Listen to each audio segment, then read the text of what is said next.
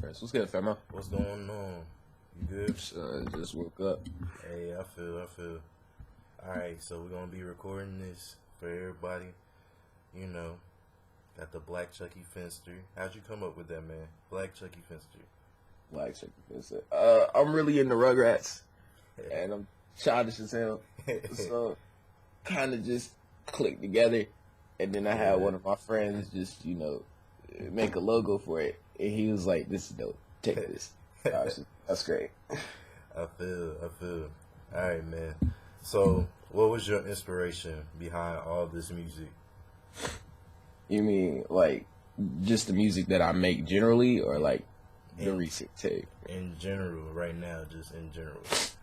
Oh, I just really like making music. I've never been really, I love listening to artists and their connection with everything. I've been like that since I was little, because I like all types of music. I don't just do rap. Like, if I could, I would do so much more in music in general. Like, Claustrophobic is the album I'm working on now. I'm taking a year off for it. It's probably going to be, like, mostly rock music, because, I generally love just doing different things with sounds and stuff. Kind of like Tyler, the Creator. I like sound. Okay. I like that. So, what was your inspiration behind this new tape then? Culdesac Slums. Well, music that I usually make down in my city doesn't get like the praise that it should, because I'm from a small city where all they want to do is party, and trap. Trap music is really big down here for some reason. Right. We don't really get like a genre of big music. Like, at least in Chicago, there's a whole part of Chicago that just likes type of music that Chance the Rapper makes, or the type of music that Mick Jenkins makes. It's not, because we're too small for that down here. Right. Trap music is everything. So, I was like, I'm gonna make a whole. If I'm not just gonna make, I was gonna originally just make like one trap song and see how good that did. But when I do something, I do it to its fullest. So I was like, nah, I'm not just gonna make one trap song. I'm gonna make a whole tape full of just party and swag music, and just see how people like that. Build a fan base. Right. And I did. And doing it was fun, but it wasn't me, so I wasn't really feeling the tape at first. But I restarted it a couple of times, added my own sound in it, with still keeping the trap flow go to it, and it turned out really amazing. Like, I enjoyed the tape now with all that I added in. Okay. I was gonna say it's a pretty good tape, no lie. But so, how'd you come up with the title of the tape? How'd you come up? Culdesac Slums. Well, originally, I grew up in like the valley, which is like the hood here, 900 block. I grew up there, but I moved out when I was like 5, and I moved in with my grandparents. And my grandparents live in this giant white house where legit I have my own room just for recording. Like, when people come to my house, like people from my old neighborhood come to my house, they be like, "This is not where you live." I'm like, "Yeah, this is where I live. I'm kind of rich in a sense. Like, I'm broke, but I still got money though." As of right now, I have like 2 cars I could be driving if I had a license.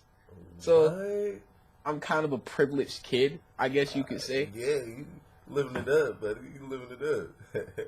So I couldn't really make trap music because it's not who I am. And you know how some people just like lie and they trash, I'll be in the block. Nah, that's never been me. I've never really been on the block. Like, I've been on the block. I chill with all the homies on the block every time I roll through. But I ain't never had to really do no real joint. I ain't even never sold drugs before. And like, I've had so many opportunities to do that. Never done it. Like, for real, I'm a very privileged kid. So it was like, if I'm going to make a trap album, I can't just, start off on, I'm killing everybody, I'm selling drugs. I'm not doing that. If I'm going to do it, I'm going to do it honestly. So I'm from the cul-de-sac. I live in the cul-de-sac. So it was like, but I still go through everyday struggles that people go through. Like, there's still some days where I still have to hustle to eat, though. Because even though I'm rich, we live in a house where it's like, it's me, my mom, my brother, and my grandparents. So most of the time, there's barely anything to eat. So it ain't like we ain't struggling. We just doing better than most. So, and the slum aspect, because, hanging with my brothers and everything, because my brothers live out there, it's just like, they from the slums. So every time I'm with them, I'm a thug. I don't care what nobody say. You're not going to punk me in front of my brothers. I feel that. So the cul-de-sac is from where I live now. Providence Forest, even sound like a white neighborhood. And the slum aspect is really from my brother's aspects, because, you know, they out here. Right. I'm not. I'm chilling. Well then, can you tell us a little bit more about R.I.P. Rondo and what's the message behind that song? Rondo was he was greatly that's a lot of ants. He was greatly known in my neighborhood. Like back in 900, he was like 900 very young, yo. He was very popular, but me, I knew him. Yeah. He was basically family. I'm pretty sure we related in some which way or form. Right. Because I'm in the city where, you know, you mostly related to everybody. Yeah. And he was a cool dude. Like, the couple of conversations that I've had with him, he never really struck me as, like, the hood type. If you talk to him, you know, hang around him, you'll see it. But, you know, you actually, like, talk to him, he never really struck you like that. Right. And we never really talked that much. I never really seen him because, you know, he was on 900 blocks. I was over here in the Culdesac. Right. So, when he died, he was shot and killed a couple months back from some Newton homies. Right on the block that he lived in. Right on 900 block. Right in the valley. Shot and killed. I get on Facebook one day. I wake up. Everybody. Rest in peace, Rondo. And that kind of made me think, you know, this was a person that was well respected. Yeah. And I saw, like, once he died, my city almost went to war. Like, we was beefing with everybody. What? We live in like a small area. You ever seen a small? It's like area codes around. So it's like 828 area code consists of Morganton, Newton, Lenore, Catawba, and Longview. Okay. So all of those little small cities, and Hickory's like the biggest out of that little hut of cities. Yeah. All those cities would come here and beef with everybody just for that. So it brought my city and my old neighborhood to its knees. Everybody was sad. There was no happiness around. I look on the book every day. Somebody got arrested. Somebody got shot. Somebody got stabbed. Just for this, it was like a domino effect. What? Rondo was well loved around here. So I made the song like right after I found out.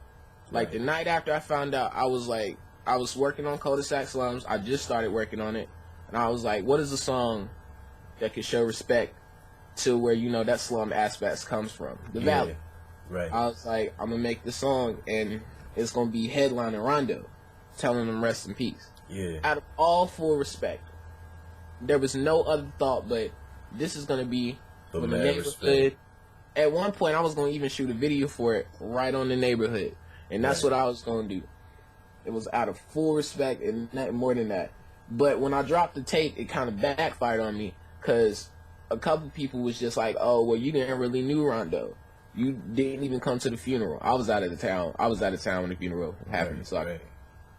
So everybody, I got messages, inbox, like almost death threats. Like, you can't be doing that. That's so disrespectful. You trying to get a rise off of this man's name. I was like, what I look like trying to get a rise off of another man's name? A dead man's name. Right. Not even another man's name. Right. This man is deceased. Yeah.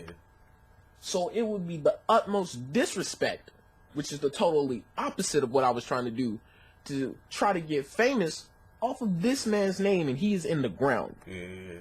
That's horrible. Yeah. I couldn't be the person I am if I did that. I couldn't be an artist if I did that. Right. And you know what made me mad? It was people that knew me better than anybody. Knew me better than that. Wow. So it kind of hurt my feelings a little bit. I almost like deleted it off the tape, but I was like, no. This tape is for Rondo inside of respect, and I don't care what nobody say. You know, nobody gonna tell me different about how I feel. Right.